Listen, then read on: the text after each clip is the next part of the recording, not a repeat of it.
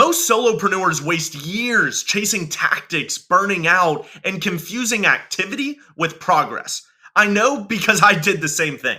But once I started thinking like an operator, not just a hustler, everything started to change. And this video breaks down the 7 tips that help me stop working like a freelancer and start building like an actual founder. And if you watch this video until the end, you will gain insights that you can start implementing today. I've scaled businesses solo. I've also failed solo. I hit 15 grand a month in a one-man agency. I've also gone broke trying. These aren't just tips from a guru. They're from someone that's actually lived it and been in the trenches trying to build a business on your own. And as most everyone watching this video or that has tried to build a business alone, you know that it's very hard. You wear all of the hats. Your role is every single role in the company. You have to be the marketer, the sales rep, the customer service rep. You also have to cast the vision and build a company. And when I was doing it myself, it was very stressful. But when I started implementing these tips and started really learning how to operate, it absolutely changed the way that my business was able to grow. Because once you know these tips, you're going to actually start seeing more progression. And it will no longer just be activity for activity's sake. It'll be progress for building a business sake. So let's jump into the content and make sure to stay around until tip number 7 because it saved me at least 10 hours a week on miscellaneous tasks. So tip number 1, start with systems, not hustle. Because hustling won't work for the long term. Hustling works for the short term if you're trying to do a quick money grab, but systems will build your business forever. So how do you do this? You have to be building templates from day one. If you write a client email more than once, document it, store it, and use that for the next time. So now you don't have to rewrite all of the stuff. If you have an onboarding process that works, document it, systematize it. Focus the majority of your first 6 to 8 months in business only building systems, because this is what's going to help scale long term. And the best way to change your mindset on how to do this is to think in the future tense. Think, once I have 1,000 customers, what do I want my days to look like? Can I handle 1,000 customers? Think like an actual CEO that's built a company, because that's the only way you're going to be able to change your mindset and think in the future. What I always did was every Friday, I had my CEO day. I would block out 2 hours weekly to work on the business, not in it. I would work on the grand vision and what I wanted to do and how I was going to scale it, not just doing the day-to-day tasks. So make sure to block out at least 2 hours a week to actually think of the business and where you want to go. Tip number 2, do more better. Focus plus volume equals scale.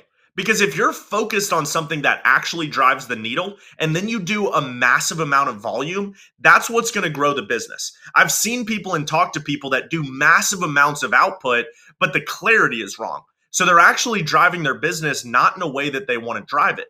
But if you align clarity with output, that's where you see the real growth. So I always do an 80-20 analysis every single month. I identify 20% of the services or clients that are creating 80% of either the revenue or the headaches. Because once I started really looking into my customer base and understanding that, wow, there's really only 10 people in my customer base that cause me the most headaches. Well, let's over exaggerate and put in work with them so that they don't cause me these headaches, and it frees up that time. Or if I know that 20% of what I'm doing for my marketing is actually driving 80% of the revenue, then I only start focusing on that 20%. So do this review monthly. Once a month, spend at least 3 to 4 hours really analyzing what's moving the needle and what's actually causing the headaches. Tip number 3, time is your bottleneck. So you have to be able to guard it. You're the only asset in your business when you're building it alone. So default to actually building time blocks to build your business. Replace Zoom calls with Looms. Clients often don't need a full meeting to understand something. They just need clarity. And you can accomplish the same thing that a 45-minute Zoom call can in a 2-minute Loom. And you can film it once, use it forever, repurpose it, and send it to clients that have the same exact question. And the other one is the biggest thing that actually helped me was I set response boundaries. When I first started, I would respond every day, every time, whenever you text me. It could be 11 p.m. at night, about to go to bed. And if I had a client text me, I would respond. But that's a problem because when you make yourself that available, people just tend to abuse it and it causes way more headaches. So set response boundaries. I set a time where I told them anytime from noon to 4 p.m., I would respond to you in less than 2 minutes. And that was my time block. I also implemented office hours where for 2 hours a day, I would be on a Zoom where anybody can hop in and ask me questions. And what did that do? It allowed me to only spend about 2 to 3 hours a day on actual client communication. So then I could block out my mornings and evenings to actually growing the business. And this is so important because when you set the boundaries, people don't abuse them. And they understand that this is the time slot, and you'll get a lot of customer support in that time slot. It's an intense couple hours, but it frees up the rest of your day to actually grow your business. And tip number 4, outsource output, not ownership. Delegate production, not direction. You're the founder and owner of the company. You're the strategist. Freelancers help execute, but they definitely cannot steer the ship. You can give them tasks in order to complete, but it's a task based on the vision that you set. I used to hire freelancers that would say that they could do marketing, and I would let them go and build all the assets and run all the marketing things, and I kind of got lost. And at the end of the day, it actually didn't move the needle the way I wanted it to. So you have to set the vision, you have to set the strategy, and then you hire people to delegate work. And you can do this with a very cheap overhead, because cheap help doesn't always mean bad help. You still need to do a vetting process and make sure that they're high quality, but you can find a $5 to $6 an hour VA that can 10x your output. And if you know how to manage them well, it actually creates exponential growth without the massive overhead of hiring a full-time employee.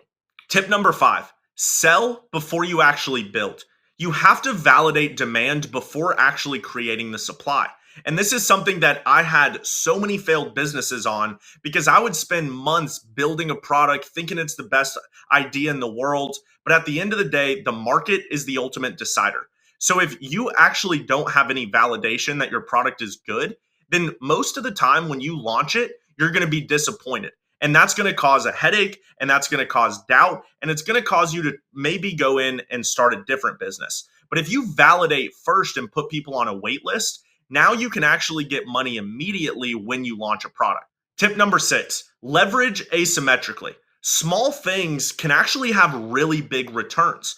One offer can have multiple uses.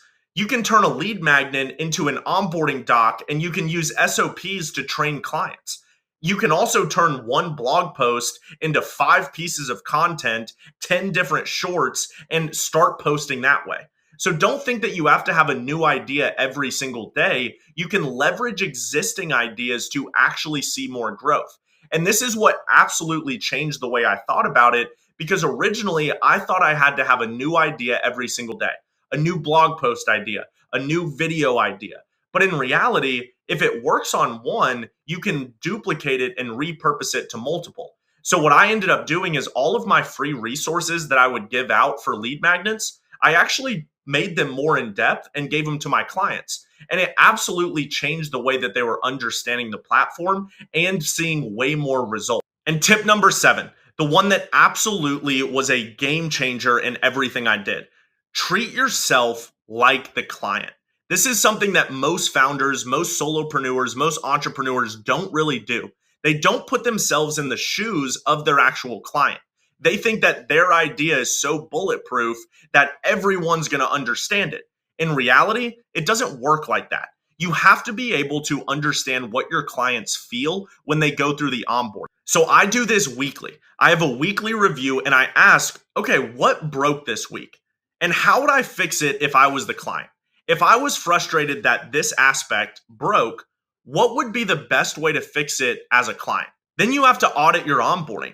Literally sign up for your own product and see the onboarding and take it with an unbiased opinion. When you look at it the way that a client does, you're going to be so surprised of what actually happens, because most of the time people don't even sign up for their own product and they don't experience it the way that the client experiences it. They may see it from the back end and think that it's phenomenal, but at the end of the day, you need to experience it like the actual client does. And the only way to do that is to actually sign up for your own product. Ask yourself what broke. Put yourselves in the shoes of the clients. So these 7 tips absolutely changed the way that I ran a business alone. And this is something that you guys can start implementing today. So if this helped you in any way, drop a comment of your favorite tip. Also, make sure to subscribe to this channel. As always, I'm not here to sell you some course, not here to sell you some mastermind. I'm here to give you advice that worked for me, and I hope that it works for you as well. So if you found this valuable, drop a comment, hit the subscribe button, and we'll see you in the next video.